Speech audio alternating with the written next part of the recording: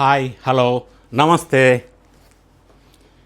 ఈరోజు ఆంధ్రప్రదేశ్ రాష్ట్రంలో సంచలనాత్మకమైన IPS senior అధికారిని అరెస్ట్ చేయటం అనేది చర్చనీయాంశమైంది. పిఎస్ఆర్ ఆంజనేయులు, మాజీ ఇంటెలిజెన్స్ చీఫ్, ఆంధ్రప్రదేశ్ డీజీ కేటగిరీలో ఉన్నటువంటి ఐపీఎస్ అధికారిని, ఆల్రెడీ సస్పెన్షన్లో ఉన్నటువంటి సీనియర్ ఐపీఎస్ అధికారిని అరెస్ట్ చేయటం, కోర్టులో ప్రొడ్యూస్ చేయటం, 14 days remand up to May 7th వరకు కస్టోడియల్ రిమాండ్లో ఉంచటం జరిగిపోయినాయి. గతంలో ఆంధ్రప్రదేశ్ రాష్ట్రంలో పరిపాలించిన వైఎస్ఆర్ కాంగ్రెస్ పార్టీ పెద్దల నీచత్వానికి, ఆ పార్టీ పెద్దలతో అంటకాగిన కొంతమంది పై స్థాయి అధికారుల అధికారంలో ఉన్నారు కదా అని చెప్పి అధికార దుర్వినియోగం చేసి వాళ్ళ అంటకాగిన వాళ్ళ పతనానికి ఒక example PSR Anjaneyulu, senior IPS అధికారి అరెస్ట్. మరి ఆయన్ని హైదరాబాద్లో అరెస్ట్ చేశారు. హైదరాబాద్లో ఆయన 2.5 ఎకరాల్లో విలాసవంతమైన ఫామ్ హౌస్లో ఉంటున్నారు. మరి ఒక ఐపీఎస్ అధికారికి అది ఎలా సాధ్యమో తెలవదు. కానీ ఎందుకు అరెస్ట్ చేశారు అని అంటే, ముంబైకి చెందిన ఒక నటి, ఒక డాక్టర్ కాదంబరి జత్వానీ, ఆమెని అక్రమంగా నిర్బంధించి 42 రోజులు ఆమెతో పాటుగా వాళ్ళ పెద్దవారైన వాళ్ళ తల్లిదండ్రులను కూడా అక్రమంగా నిర్బంధించి హింసించారు. ఆ కేసులో ఈ పిఎస్ఆర్ ఆంజనేయుల్ని అరెస్ట్ చేయడం జరిగింది. కాదంబరి జత్వానీ కేసు ఏంటి అని మనం ఒక్కసారి డీటెయిల్స్ నిష్పక్షపాతంగా విశ్లేషణ చేసుకుంటే, ముంబైలో ఒక నటిగా ఉన్నటువంటి కాదంబరి జత్వానీ ముంబైలో ఉన్న ఒక పారిశ్రామికవేత్తతోటి వీళ్ళిద్దరి మధ్య ఒక పంచాయతీ లొల్లైంది. ఆ పారిశ్రామికవేత్త జిందాల్ అనే సంస్థకి చెందిన అతను జత్వానీని సెక్సువల్ హరాస్మెంట్ చేస్తున్నారని చెప్పి కాదంబరి జత్వానీ ముంబైలో కేసు ఫైల్ చేశారు. కేసు ఫైల్ చేసిన సందర్భంలో ఆమె ఫిబ్రవరి 2024లో ఫిబ్రవరి 5వ తారీఖు ఫిబ్రవరి 2024లో ఈమె దానికి సంబంధించిన సాక్ష్యాధారాలు, వాంగ్మూలాన్ని ముంబై పోలీసులకు అందజేయవలసిన డేట్ ఉంది. అయితే ఈలోగా ఆ బడా పారిశ్రామికవేత్త అప్పట్లో ఆంధ్రప్రదేశ్ ముఖ్యమంత్రి వైఎస్ జగన్ గారికి అత్యంత సన్నిహితుడు. సరే, ఆయన జగన్ రెడ్డి గారు ఇందులో దిట్ట కదా, ఇటువంటి అక్రమదారులను కాపాడటంలో అని భావించి జగన్ గారిని అప్రోచ్ అయ్యారు. ఆ డీల్ ఎంత కుదిరిందో మనకు తెలదు. జగన్ గారు ఏం చేశారు, ఆ దోస్త్ పారిశ్రామికవేత్తను కాపాడటం కోసం ఈ నటి కాదంబరి జత్వానీని భయపెట్టి బెదిరించి ఆ కేసు విత్డ్రా చేసుకునే విధంగా చెయ్యాలి అని చెప్పి అప్పట్లో ఉన్న intelligence chief PSR Anjaneyulu IPS Sajjala Ramakrishna Reddy గారి ద్వారా ఆదేశాలు ఇవ్వడం జరిగింది అని వార్త వెలుగులోకి వచ్చింది. అప్పుడు పిఎస్ఆర్ ఆంజనేయులు సీఎం ఆఫీసులో సజ్జల రామకృష్ణారెడ్డి వారి నేతృత్వంలో కాంతి Rana Tata, commissioner of police Vijayawada, DCP గన్ని, విశాల్ గున్ని, వీళ్ళందరినీ పిలిచి ముంబైలో ఉన్నటువంటి కాదంబరి జత్వాన్ని అక్రమంగా అరెస్ట్ చేసి విజయవాడ తీసుకురమ్మని ఆదేశాలు ఇవ్వడం జరిగింది అని టెక్నికల్ ఎవిడెన్సెస్తో ఈ కథ రూపకల్పన అప్పట్లో ఉన్నటువంటి చీఫ్ మినిస్టర్ ఆఫీస్లో జరిగిందని చెప్పి పోలీసులు నిన్న పిఎస్ఆర్ ఆంజనేయుల మీద రిమాండ్ రిపోర్ట్, 16 పేజీల రిమాండ్ రిపోర్ట్, అది నేను క్షుణ్ణంగా పరిశీలించడం జరిగింది. ఆ రిమాండ్ రిపోర్ట్ బేస్ చేసుకొని మాత్రమే నేను విషయాలు తెలియజేస్తున్నా. సో వీళ్ళు ఆ సీఎం ఆఫీస్లో ఎందుకు పెట్టారు? ఆంజనేయులు మిగతా వాళ్ళందరినీ, కమిషనర్ ఆఫ్ పోలీస్ కానీ డీసీపీ వాళ్ళందరినీ పిలిచి అక్కడ ఆదేశించడంలో కారణం ఏంటంటే, ఇది పెద్దల స్థాయి ఆదేశాలతో వచ్చిన వ్యవహారం కాబట్టి చెయ్యాలి అని. అప్పుడు విశాల్ గున్ని అనే అతను విజయవాడ నుంచి వైజాగ్ ట్రాన్స్ఫర్ కాబడ్డాడు. కాబట్టి అతను ఏమన్నాడు, నేను ఆల్రెడీ వైజాగ్ ట్రాన్స్ఫర్ అవుతున్నాను, నేను ఇప్పుడు చేయలేను, వేరే వాళ్ళని పెట్టుకోండి అన్నారు. అప్పుడు అధికార దుర్వినియోగం అనే పదం ఎందుకు వచ్చిందంటే, ఇవన్నీ రిమాండ్ రిపోర్ట్లో ఉన్న విషయాలు. అప్పుడు పిఎస్ఆర్ ఆంజనేయులు, నువ్వు ఈ పని చేసిన తర్వాత విజయవాడ నుంచి వైజాగ్ ట్రాన్స్ఫర్ రిలీవ్ చేస్తాను, లేకపోతే చెయ్యను అని అధికార దుర్వినియోగంతో మిస్యూజ్ ఆఫ్ పవర్ ఆ విశాల్ గున్నిని బెదిరించడం జరిగింది. ఈ విశాల్ గున్ని తప్పనిసరి పరిస్థితుల్లో ఈ స్కెచ్ ఒప్పుకున్నారు. ఒకటి. రెండోది, కాదంబరి జత్వానీ గతంలో విజయవాడలో ఉన్నప్పుడు కుక్కల విద్యాసాగర్ అనే విజయవాడ ప్రాంతానికి సంబంధించిన ఒక వ్యక్తితో పరిచయం ఉన్నట్టుగా తెలియవస్తూ ఉంది. ఆ సందర్భంలో కుక్కల విద్యాసాగరు కాదంబరి జత్వాన్ని పెళ్లి చేసుకోమని అడగటం, ఆమె తిరస్కరించటం, దాంతో విద్యాసాగర్ ఆమె మీద కక్ష పెట్టుకొని ఆమెని వేధింపులకు గురి చేయడం జరుగుతూ ఉన్నది అని చెప్పేసి జత్వాని ఇచ్చిన కంప్లైంట్లో పేర్కొన్నారు. సో దీన్ని బేస్ చేసుకొని ఈ వ్యవహారం ఎట్లా జరిగిందో చూడండి. ఈ జత్వానీని ముంబై నుంచి తీసుకురావాలి అంటే ఈమెని విజయవాడలో కేసు పెట్టాలా, కేసు ఎవరి చేత పెట్టించాలా అని ఆలోచించి చాలా తెలివిగా కుక్కల విద్యాసాగర్ ఇబ్రహీంపట్నం దగ్గర పోలీస్ కంప్లైంట్ ఫైల్ చేశారు జత్వానీ మీద. ఆ కంప్లైంట్ ఏంటి అంటే కుక్కల విద్యాసాగర్కి జగ్గైపేట దగ్గర 5 ఎకరాల ల్యాండ్ ఉంది, వ్యవసాయ భూమి. ఆ వ్యవసాయ భూమిని ఫాల్స్ డాక్యుమెంట్లు సృష్టించి ఈ జత్వానీ నటి ఒక ముగ్గురికి అమ్మేటట్టు ముగ్గురు దగ్గర ఒక బయానా అంటే అడ్వాన్స్ పేమెంట్ 5 లక్షలు తీసుకొని వాళ్ళకి ఒక అగ్రిమెంట్ చేసింది. సో విద్యాసాగర్ కంప్లైంట్ ఏంటంటే నా పొలాన్ని ఈ జత్వాని వేరే వాళ్ళకి అమ్ముతున్నట్టుగా అగ్రిమెంట్ చేసుకొని వాళ్ళ దగ్గర పైసలు తీసుకుంది అని కేసు విద్యాసాగర్ పెట్టిన కేసు. ఇందులో ఫ్యాక్ట్స్ ఏంటంటే పోలీసు వాళ్ళు తేల్చిన అంశం ఏంటంటే వీళ్ళు విద్యాసాగర్ ఎవరికైతే ముగ్గురు దగ్గర ఏం అడ్వాన్స్ తీసుకుంది అని చెప్పారో వాళ్ళు 164 స్టేట్మెంట్ ఇచ్చారు. 164 స్టేట్మెంట్ అంటే జడ్జి ముందు వీళ్ళు ఇచ్చే స్టేట్మెంట్ వాంగ్మూలం రికార్డ్ చేస్తారు. అందులో వాళ్ళు ముగ్గురు చెప్పింది ఏంటంటే జత్వాని మాకు తెలియదు, మా దగ్గర మేము పైసలు ఇవ్వలేదు, మాకు ఈ డీల్ జరగలేదు అని చెప్పింది ఫస్ట్ పాయింట్. సెకండ్ పాయింట్, ఈ జత్వాని రాసుకున్నటువంటి చెప్తున్న ఈ ముగ్గురుతో చేసుకున్న అగ్రిమెంట్ ఏదైతే చెప్తున్నారో 2018 స్టాంప్ పేపర్లో చేశారు. పోలీసు విచారణలో తేలింది ఏంటంటే ఆ స్టాంప్ పేపర్స్ 2018కి సంబంధించింది కాదు, 2022 అని తేల్చారు. మూడో అంశం, ఆ అగ్రిమెంట్లో ఈ జత్వాని రెసిడెన్షియల్ అడ్రస్ ముంబై రాశారు. 2008లో ఈ జత్వాని అలహాబాద్లో ఉంది, ముంబైలో లేదు. ముంబై ఆమె 2022లో వచ్చింది. సో వీళ్ళు 2018 ఇయర్లో డాక్యుమెంట్ చేసి జత్వాని అడ్రస్ ముంబై రాశారు. అది బ్లండర్ మిస్టేక్. వీటన్నిటికీ అగ్రిమెంట్స్కి సహకరించిన అతను ఒంగోలుకి చెందిన వెంకటేశ్వర్లు అనే ఒక న్యాయవాది, అందులో అతను కూడా ఇందులో ఇన్వాల్వ్ అయి ఉన్నాడు. సో ఇది ఫ్యాబ్రికేటెడ్ ఫేక్ డాక్యుమెంట్ అనేసి ఈ రిమాండ్ రిపోర్ట్లో పోలీసు వాళ్ళు మెన్షన్ చేశారు.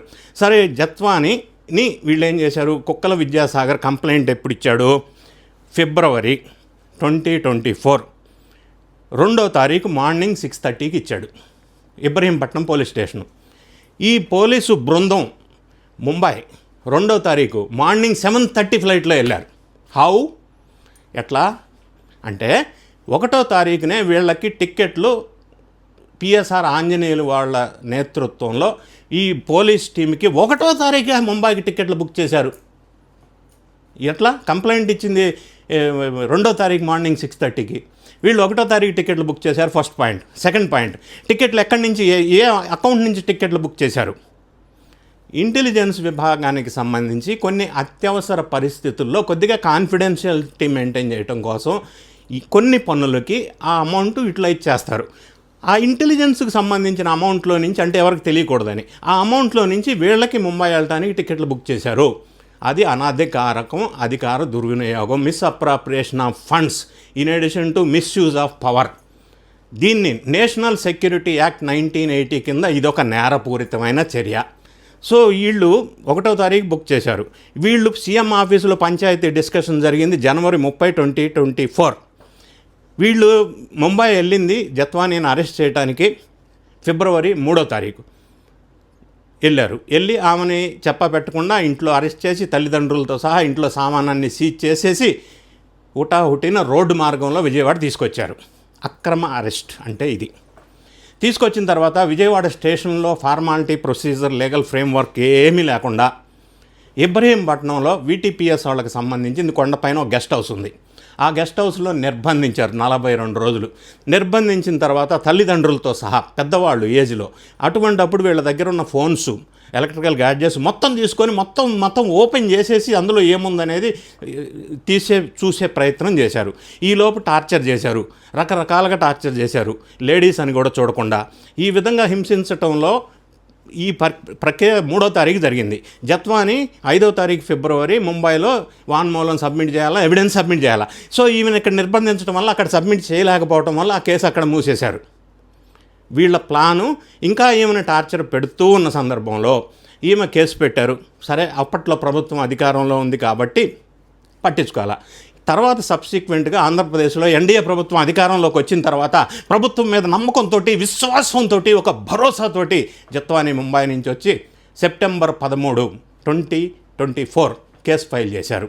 పిఎస్ఆర్ ఆంజనేయుల మీద కాంతిరాణా టాటా, విశాల్ గున్ని, అందుకు సహకరించిన వెంకటేశ్వర్లు అనే అడ్వకేటు, హనుమంతరావు అనే ఏసీపీ, ఇబ్రహీంపట్నంకి చెందిన సిఐ సత్యనారాయణ, వీళ్ళందరి మీద కేసు ఫైల్ చేశారు. ఇందులో A2గా పిఎస్ఆర్ ఆంజనేయులు, A3గా కాంతిరాణా టాటా, A4గా హనుమంతరావు, A5గా సత్యనారాయణ, ఇబ్రహీంపట్నం సిఐ.